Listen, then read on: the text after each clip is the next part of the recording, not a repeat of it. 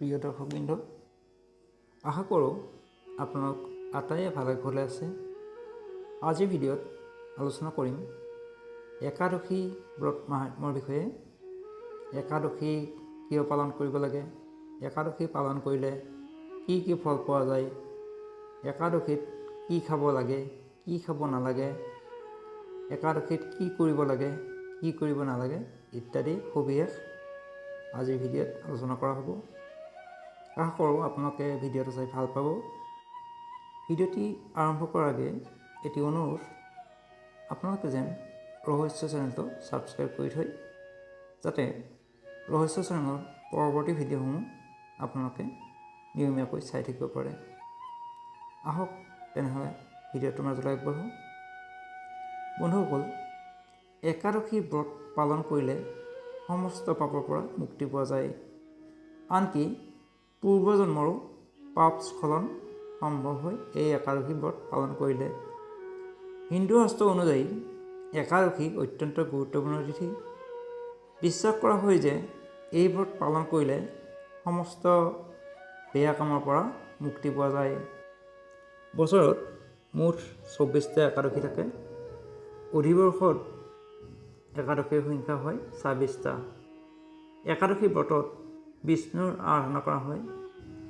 নিয়ম মানি এই ব্ৰত পালন কৰিলে কোনো ব্যক্তিৰ সমস্ত কষ্ট দূৰ হয়। প্ৰিয় সুহৃদগণ, আহক এতিয়া জানো বছৰত প্ৰত্যেকটি একাদশীৰে বেলেগ বেলেগ নাম আছে। নামসমূহ জানো, লগতে আমি জানিম কোনটো একাদশীত ব্ৰত পালন কৰিলে কি ফল পোৱা যায়। একাদশী হ'ল এটি চান্দ্ৰ তিথি। প্ৰতি মাহৰ শুক্ল আৰু কৃষ্ণ পক্ষত দুটি একাদশী তিথি পালন কৰা হয়। অসমীয়া মাহৰ এটা মাহত দুটা একাদশী থাকে। চ'ত মাহত কামদা আৰু বৰথিনী একাদশী, এটা শুক্লপক্ষৰ আৰু এটা কৃষ্ণপক্ষৰ। বৰথিনী একাদশী পালন কৰিলে ব্যক্তিৰ সমস্ত পাপ খণ্ডন হয় আৰু কামদা একাদশী পালন কৰিলে মোক্ষ লাভ ঘটে। বহাগ মাহত যি দুটা একাদশী পৰে সেই একাদশী তিথি দুটাৰ নাম হ'ল মোহিনী আৰু অপৰা একাদশী। এই দুইটা একাদশী ব্ৰত বহাগ মাহত পালন কৰা হয়। মোহিনী একাদশী পালন কৰিলে বিবাহ সম্পৰ্কিত সমূহ বাধা দূৰ হয় আৰু অপৰা একাদশী পালন কৰিলে সমস্ত পাপৰ পৰা মুক্তি পোৱা যায় আৰু জীৱনত আনন্দ পোৱা যায়। আকৌ জেঠ মাহত নিৰ্জলা একাদশী আৰু যোগিনী একাদশী পৰে। নিৰ্জলা একাদশীৰ গুৰুত্ব অপৰিসীম। বিশ্বাস কৰা হয় এই একাদশী ব্ৰত পালন কৰিলে সমস্ত ব্ৰত পূৰ্ণ হৈ যায়, সকলো কামত সিদ্ধি লাভ কৰিব পাৰি। এই মাহৰ আনটো একাদশী হ'ল যোগিনী একাদশী ব্ৰত। যোগিনী একাদশীৰ ব্ৰতৰ ফল হ'ল পাৰিবাৰিক সুখ শান্তি লাভ। আকৌ আহাৰ মাহত দেৱশয়নী আৰু কামিকা একাদশী পৰে। দেৱশয়নী একাদশীৰ ব্ৰত ৰাখিলে পৰিয়ালৰ মাজত কেতিয়াও কাজিয়া পেচাল নালাগে, পাৰিবাৰিক কলহৰ অৱসান ঘটে আৰু কামিকা একাদশী পালন কৰিলে মোক্ষ লাভ হয়। আকৌ শাওণ মাহৰ যি দুটা একাদশী তিথি আছে, এটা হ'ল পুত্ৰদা একাদশী। এই একাদশী ব্ৰত পালন কৰিলে পুত্ৰ লাভৰ সমান পুণ্য হয়। আৰু অজা একাদশী 2 নম্বৰটো শাওণ মাহত যি একাদশী পৰে, অজা একাদশীৰ ব্ৰত পালন কৰিলে ধন সম্পৰ্কীয় সকলো সমস্যা দূৰ হয়, ধন লাভ হয়। আকৌ ভাদ মাহত পৰিৱৰ্তনী একাদশী বুলি এটা একাদশী আছে। পৰিৱৰ্তনী একাদশী অত্যন্ত শুভ ফলদায়ক। এই একাদশী ব্ৰত কৰিলে সমস্ত দোষ নাশ হয়। আৰু ভাদ মাহৰ 2 নম্বৰটো হৈছে ইন্দিৰা একাদশী ব্ৰত। এই ব্ৰত পালন কৰিলে পিতৃপুৰুষসকলে স্বৰ্গ লাভ কৰে। আহিন মাহৰ দুটা একাদশী হ'ল ক্ৰমে পাপাংকুশা একাদশী আৰু ৰমা একাদশী। পাপাংকুশা একাদশী ব্ৰত পালন কৰিলে ব্যক্তিৰ সমস্ত পাপৰ পৰা মুক্তি পাব পাৰি। এই একাদশীত ধন সম্পদ লাভ হয় আৰু ৰমা একাদশী ব্ৰত পালন কৰিলে সুখ ঐশ্বৰ্য লাভ হয়। প্ৰবোধিনী আৰু উৎপন্না একাদশী কাতি মাহত পৰে। প্ৰবোধিনী একাদশীক দেৱউঠনি একাদশীও বুলি কোৱা হয়। এই ব্ৰত পালন কৰিলে সমূহ দুৰ্ভাগ্যৰ পৰা মুক্তি পোৱা যায় আৰু সৌভাগ্য বৃদ্ধি হয়। আকৌ উৎপন্না একাদশী ব্ৰত পালন কৰিলে পিতৃপুৰুষসকলে যথেষ্ট আনন্দিত হয়। এই একাদশী ব্ৰত 1000 ৰাজসূয় যজ্ঞৰ ফল পোৱা যায়। আঘোণ মাহৰ একাদশী দুটা হ'ল মোক্ষদা আৰু সফলা একাদশী। মোক্ষদা একাদশী পালন কৰিলে মোক্ষ লাভ হয়। আনফালে সফলা একাদশী ব্ৰত পালন কৰিলে সমূহ কামত সফলতা অৰ্জন কৰিব পাৰি। এই একাদশী ব্ৰত পালন কৰিলে অশ্বমেধ যজ্ঞৰ সমান ফল লাভ কৰা হয়। শাওণ মাহত যেনেকৈ পুত্ৰদা একাদশী থাকে, ঠিক তেনেকৈ পুহ মাহতো পুত্ৰদা আৰু সততিলা একাদশী ব্ৰত পালন কৰিব লাগে। এই দুটা ব্ৰত পালন কৰিলে দুৰ্ভাগ্য আৰু দৰিদ্ৰতাৰ পৰা মুক্তি লাভ কৰিব পাৰি। আনহাতে মাঘ মাহত জয়া আৰু বিজয়া একাদশী ব্ৰত পালন কৰা হয়। বিশ্বাস কৰা হয় যে জয়া একাদশী ব্ৰত পালন কৰিলে ব্ৰহ্মহত্যাৰ সমান পাপৰ পৰা মুক্তি পোৱা যায় আৰু বিজয়া একাদশী ব্ৰত পালন কৰিলে সকলো ধৰণৰ কষ্টৰ পৰা মুক্তি লাভ কৰিব পাৰি। আকৌ ফাগুণ মাহত আমলকি আৰু পাপমোচনী একাদশী ব্ৰত পালন কৰা হয়। আমলকি একাদশী ব্ৰতে ৰোগৰ পৰা মানুহক মুক্তি দিয়ে আৰু পাপমোচনী একাদশী ব্ৰতে ব্যক্তিৰ পাপ নাশ কৰে। প্ৰতি 3 বছৰ মূৰে মূৰে অধিবৰ্ষ আহে।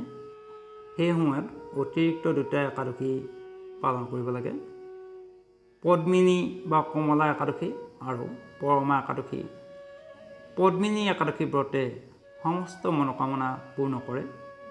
এই ব্ৰত পালন কৰিলে যশকীৰ্তি লাভ কৰিব পাৰি আৰু পৰমা একাদশী ব্ৰত পালন কৰিলে ধন ঐশ্বৰ্যৰ অভাৱ নাইকিয়া হয়। বন্ধুসকল, এতিয়া আমি জানো আহক একাদশী তিথিত বা একাদশী ব্ৰত পালন কৰিলে কি কি খাব নালাগে। 5 প্ৰকাৰ ৰবি শস্য গ্ৰহণ কৰিব নালাগে।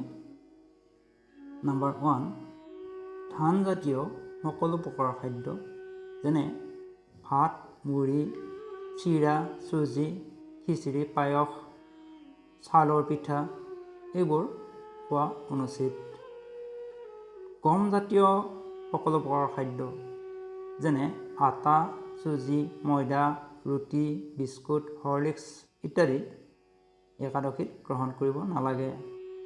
আকৌ জবজাতীয় সকলো প্ৰকাৰৰ খাদ্য যেনে ৰুটি, ছাতু ইত্যাদি একাদশীত গ্ৰহণ কৰা অনুচিত।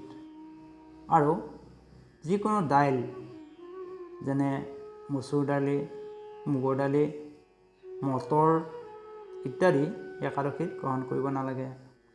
আকৌ তিলৰ তেল, সৰিয়হৰ তেল, চয়াবিন তেল ইত্যাদি একাদশীত গ্ৰহণ কৰিব নালাগে। আনকি সৰিয়হ, তিল ইত্যাদিও একাদশীত গ্ৰহণ কৰিব নালাগে। একাদশীত কেতিয়াও অন্ন ভোজন কৰিব নালাগে। একাদশী তিথিত অন্ন ভোজন কৰিলে নৰকবাসী হ'ব পাৰে।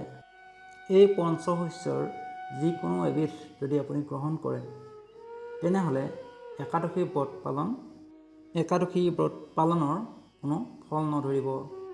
ইয়াৰ উপৰিও ধূমপান, মদ আদি বস্তু একাদশীত কেতিয়াও নাখাব। একাদশী তিথিত অন্ন ভোজন কৰিলে নৰকবাসী হয়। ইয়াৰ উপৰিও একাদশীৰ তিথিৰ দিনা আনক ভোজন কৰালেও আপুনি নৰকবাসী হ'ব লাগিব।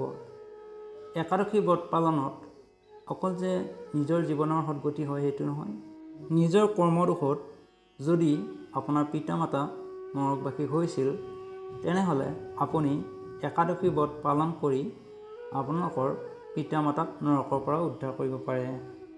একাদশী ব্ৰত পালনৰ ক্ষেত্ৰত আগদিনা ৰাতি 12টা বজাৰ আগতে আহাৰ গ্ৰহণ শেষ কৰিব লাগে। শোৱাৰ আগতে দাঁত ব্ৰাছ কৰি ল'লে ভাল। কেৱল উপবাস কৰাই একাদশী ব্ৰতৰ মূল লক্ষ্য নহয়। একাদশীৰ দিনা নিৰন্তৰে ভগৱানৰ নাম স্মৰণ, কীৰ্তন আৰু শ্ৰৱণৰ মাধ্যমেৰে আপুনি গোটেই দিনটো অতিবাহিত কৰিব পাৰিলে ভাল। একাদশীৰ দিনা কোনোমতে আপুনি পৰচৰ্চা, পৰনিন্দা, মিছা কথা, খং, ৰাগ ইত্যাদিৰ পৰা বিৰত থাকিব। সহবাস সম্পূৰ্ণ নিষিদ্ধ। আৰু আপুনি একাদশীৰ দিনা দাড়ি, চুলি, নখ ইত্যাদি কটাৰ পৰা বিৰত থাকিব, কাৰণ একাদশীৰ ৰক্তক্ষৰণ বৰ্জনীয়। একাদশীৰ দিনা যিকোনো প্ৰসাধন ব্যৱহাৰ কৰা নিষিদ্ধ। তেল, চাবোন, শ্বেম্পু শৰীৰত প্ৰয়োগ কৰাৰ পৰা বিৰত থাকিব। বন্ধুসকল, এইবাৰ আমি জানো আহক একাদশী পাৰণ সম্পৰ্কে। একাদশী ব্ৰত পালনৰ পিছদিনা একাদশী ব্ৰত পালন কৰা হয়। পাৰণ মানে আপুনি কেনেকৈ একাদশী ব্ৰত ভাঙিব। পঞ্জিকাত আপুনি নিৰ্দিষ্ট সময় চাই ল'ব একাদশী কেতিয়া শেষ হয়। তাৰপিছত পঞ্চৰবি শস্য দেৱতাক নিবেদন কৰিব আৰু সেয়া আপুনি প্ৰসাদ হিচাপে গ্ৰহণ কৰিব। ইয়াকে কোৱা হয় একাদশী পাৰণ। একাদশী পাৰণ নকৰিলে একাদশীৰ ব্ৰত পালনৰ কোনো ফল নধৰিব। বন্ধুসকল, কোৱা হয় যে সমৰ্থপক্ষে দশমীতে একাহাৰ, একাদশীতে নিৰাহাৰ আৰু দ্বাদশীতে একাহাৰ কৰিব লাগে। অৰ্থাৎ যিসকল সমৰ্থ তেওঁলোকে দশমী আৰু দ্বাদশীত এবাৰ খাব লাগে আৰু একাদশীত লঘোণে থাকিব লাগে।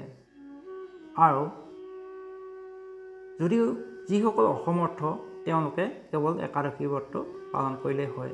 আৰু একাদশী ব্ৰত পালন কৰাটো যদি আপুনি অসমৰ্থ, তেনেহ'লে একাদশীত পঞ্চৰবি শস্য বৰ্জন কৰিব লাগে।